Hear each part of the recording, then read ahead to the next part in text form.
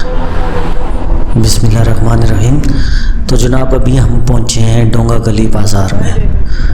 ڈونگا گلی بازار نتھیا گلی روڈ پر واقع ایک ایسی جگہ ہے جہاں پہ ہمیشہ ہسل بسل چہل پہل رہتی ہے۔ تو ہم چل رہے ہیں اپنی منزل کی طرف۔ ہماری منزل ہے مشک پوری ٹاپ تک ہائکنگ کی۔ تو ابھی ہم چلیں گے ہائکنگ ٹریک کی طرف۔ سامنے آپ دیکھ رہے ہیں ڈونگا گلی کا ڈونگا گلی آئیکونک بلڈنگ نظر آ رہی ہے۔ تو لیجیے جناب ہم اپنے ٹریک کی طرف رواں ہیں۔ یہ ٹریک کا ابتدائی راستہ ہے جو کہ پختہ ہے۔ یہاں آپ کنکریٹ کی سڑک دیکھ سکتے ہیں۔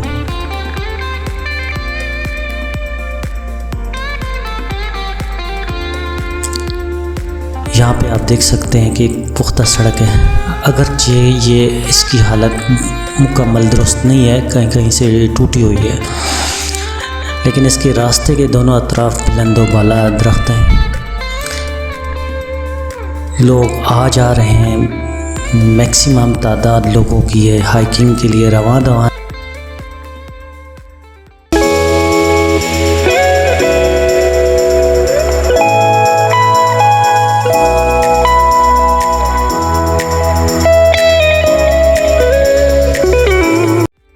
لیکن بہت سے لوگ جو واپس آ رہے ہیں، اگرچہ یہ 11:30 اور 12 کے درمیان کا ٹائم ہے، لیکن وہ لوگ جو صبح سویرے early in the morning hiking کے لیے جاتے ہیں وہ ان کی واپسی ہو رہی ہے۔ تو ابھی ہم آگے بڑھ رہے ہیں، چڑھائی چڑھ رہے ہیں۔ یہ تو ہماری ہائکنگ کی ابتدا ہے۔ تو یہاں جوش و خروش کافی زیادہ ہے۔ سنا ہے کہ یہ کافی ٹف ٹریک ہے۔ تو جیسے ہم آگے بڑھیں گے تو ٹریک بتائے گا کہ کیا حالات ہیں اور ہم کتنا آسانی یا کتنی مشکل سے اس ٹریک کو کمپلیٹ کرتے ہیں۔ راستے کے دونوں اطراف چھوٹے چھوٹے یہ پودے ہیں جن میں پیلے رنگ کے خوبصورت پھول جا بجا نظر آتے ہیں۔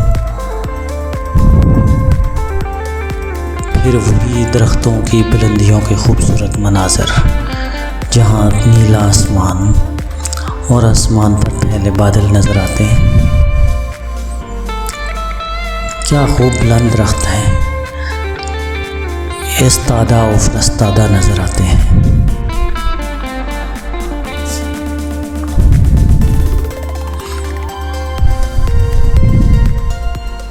یہاں پہ مقامی لوگوں کی رہائش گاہیں بھی ہیں، اور آپ دیکھ سکتے ہیں کہ کچھ لوگ پیدل چلنے کی بجائے گھوڑوں کے اوپر کی طرف جانے کو ترجیح دیتے ہیں، اور کچھ لوگ گھوڑوں پہ واپس بھی آ رہے ہیں۔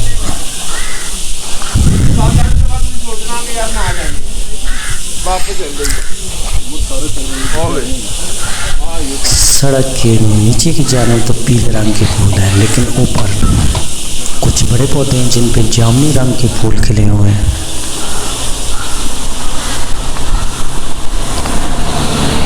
یہاں ایک یہ خوبی ہے کہ یہاں کچھ صفائی کے انتظامات بہتر ہیں کہ جا بجا ڈسٹ بن رکھے گئے ہیں، تاکہ جو سیاح ہیں، ٹورسٹ ہیں، وہ اپنا جو کوڑا بوتل وغیرہ ہیں، جو پانی ڈرنکنگ بوتلز ہیں، اور جو بھی وہ اپنے ساتھ چیزیں لاتے ہیں وہ ان ڈسٹ بن میں پھینکیں۔ لیکن اکثر ہمارا ایٹیٹیوڈ بیہیویئر ایسا ہوتا ہے کہ ہم سائڈ پہ پھینکتے ہیں، جس سے ایسی جگہیں جو سیر کا ٹورسٹ پوائنٹ کے طور پر استعمال ہوتی ہیں وہاں بڑے مسائل سامنے آتے ہیں، وہ جگہ گندی ہو جاتی ہیں، اور یہ مینلی ایسا ہوتا ہے کہ ہمارے اپنے رویوں کی وجہ سے ہوتا ہے۔ کچھ لوگ جا رہے ہیں جو اپنے ساتھ ہیوی سامان لے کے جاتے ہیں، اگرچہ لوگوں کو آئیڈیا نہیں ہوتا کہ یہاں پہ ہائکنگ میں مشک ٹاپ پر سامان لے جانا کتنا مشکل کام ہو سکتا ہے۔ تو لوگ لے جاتے ہیں، لیکن اس راستے ہی میں جا کے ان کو ایک مشکل کا پتہ چلتا ہے کہ یہ کتنا مشکل اور دقت طلب کام ہے۔ کیونکہ یہ ایک ایسا ٹریک ہے مشک پوری ہائکنگ کا، یہ ایک ایسا ٹریک ہے جو آپ کو ویسے ہی پیدل چلتے ہوئے آپ کے اسٹیمنے کو ٹیسٹ کرتا ہے۔ اگر آپ کے پاس پراپر گیجٹس نہیں ہیں، ہائکنگ گیجٹس نہیں ہیں، ہائکنگ اکوپمنٹس نہیں ہیں، نی رولز جاگرز نہیں پہنے ہوئے، اگر آپ کے پاس اسٹک نہیں ہے، ہائکنگ اسٹک نہیں ہے، تو آپ کے لیے کافی مشکل لمحات ہو سکتے ہیں، آپ کو پریشانی ہو سکتی ہے۔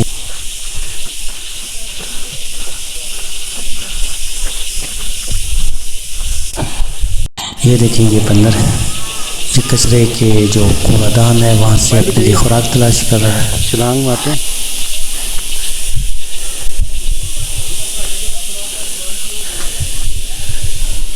اگرچہ یہ ہماری ہائکنگ کی ابتدا ہے، ابھی ہم ابتدائی پختہ راستے پہ ہیں جہاں سے پراپر ٹریک نہیں شروع ہوا۔ پراپر ٹریک کا اس جگہ سے شروع ہوتا ہے جہاں پہ ہائکنگ ٹریک کا ٹکٹ لینا پڑتا ہے۔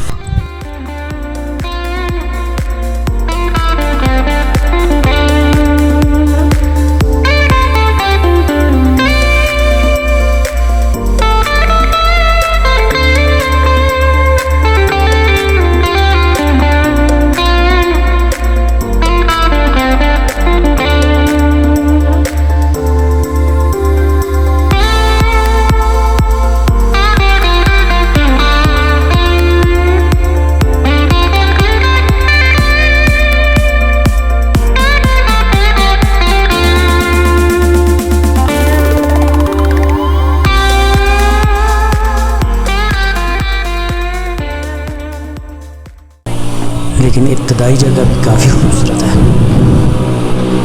پختہ سڑک ہے اور سڑک کے دونوں طرف خوبصورت مکان اور سب سے بڑھ کے خوبصورت انوائرمنٹ۔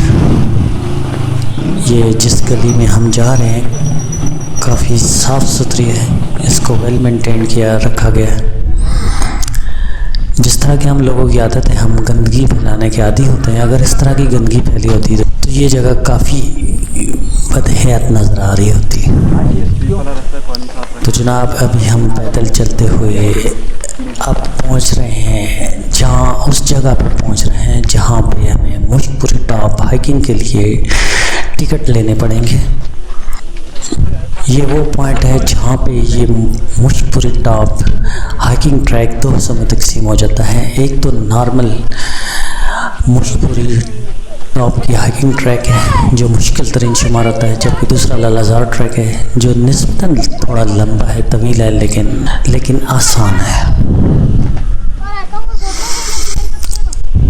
یہ انٹری پوائنٹ ہے اور یہاں پہ مختلف سائن بورڈز اور بورڈز لگے ہوئے ہیں جہاں پہ مختلف ہدایات موجود ہیں۔ چونکہ اس ایریا میں کافی تعداد میں بندر پائے جاتے ہیں تو بندروں کے بارے میں خاص ہدایات ہیں کہ ان کو کھانا وغیرہ نہ دیا جائے اور ان کو کوئی ایسے انٹائس نہ کیا جائے، اکسایا نہ جائے کہ وہ آپ کی طرف لپکیں یا آپ کو نقصان پہنچائیں یا حملہ آور ہوں یا آپ کی کوئی چیز چھین کے بھاگ جائیں۔ یہاں پہ کچھ ہدایات ہیں جس کے مطابق آپ کو کچھ کام ممنوع ہے، جیسے آپ پیٹس کو یہاں نہیں لا سکتے، کوکنگ نہیں کر سکتے، گنز اور آرمز آپ کے ساتھ نہیں ہونے چاہیے۔ جانوروں کو آپ یہاں پہ جو اس ٹریک میں جنگلات میں جو جانور پائے جاتے ہیں ان کو آپ فیڈ نہیں کر سکتے، ان کو آپ خوراک نہیں دے سکتے، کیونکہ آپ جب خوراک ان کو دیں گے تو الٹیمیٹلی ایسا بھی ہو سکتا ہے کہ یہ آپ کے لیے نقصان دہ ہو سکتا ہے یا وہ جانور آپ کو نقصان پہنچا سکتے ہیں۔ یہاں پہ موٹر سائیکل اور بائیسیکل الاؤ نہیں ہے کیونکہ آگے ٹریک ایسا ہے جہاں پیدل چلنا مشکل ہے، کچھ آگے آپ موٹر سائیکل اور بائیسیکل لے جائیں۔ شور کرنا منع ہے، اسموکنگ ناٹ الاؤڈ ہے کیونکہ جنگل ہے، اور کسی قسم کی آگ جلانا بھی منع ہے۔ یہاں پر ایوبیہ نیشنل پارک محکمہ جنگلی حیات خیبر پختونخوا کی طرف سے ہدایات ہیں، سیاحوں اور وزٹرز کے لیے ہدایات ہیں، خاص طور پر صفائی کے معاملے میں ہدایات ہیں کہ انوائرمنٹ اور ٹریک اور نیشنل پارک کو کلین رکھا جائے۔ گھوڑ سواری کے بارے میں ہدایات ہیں کہ گھوڑ سواری کے لیے کیا کیا ریکوائرمنٹ ہے، یہاں جو گھوڑے رجسٹرڈ کیے جاتے ہیں ان کی کیا ریکوائرمنٹ ہے، اور گھوڑ سواروں کو کن کن احتیاطی تدابیر کی ضرورت ہوتی ہے۔ تو جناب آپ اب آپ سامنے دیکھ رہے ہیں یہ ایک کچا راستہ جو اوپر کی طرف جا رہا ہے. یہیں سے ہم مشبری ٹاپ تک جائیں گے. یہ یوبیا نیشنل پارک کہلاتا ہے. یہ کافی مشکل راستہ ہے جیسا کہ آپ دیکھ سکتے ہیں. پتھریلا ہے اور اسٹیپ راستہ ہے جو اوپر کی طرف جاتا ہے. اور یہاں جا بجا درختوں کی جڑیں بھی ہیں جو آپ کے راستے میں حائل ہوتی ہیں, رکاوٹ بنتی ہیں. اور یہی تو بات ہے, یہ آپ کی ہائیکنگ سٹیمنا کو اور آپ کی ہائیکنگ کے شوق کو ٹیسٹ کرتی ہیں.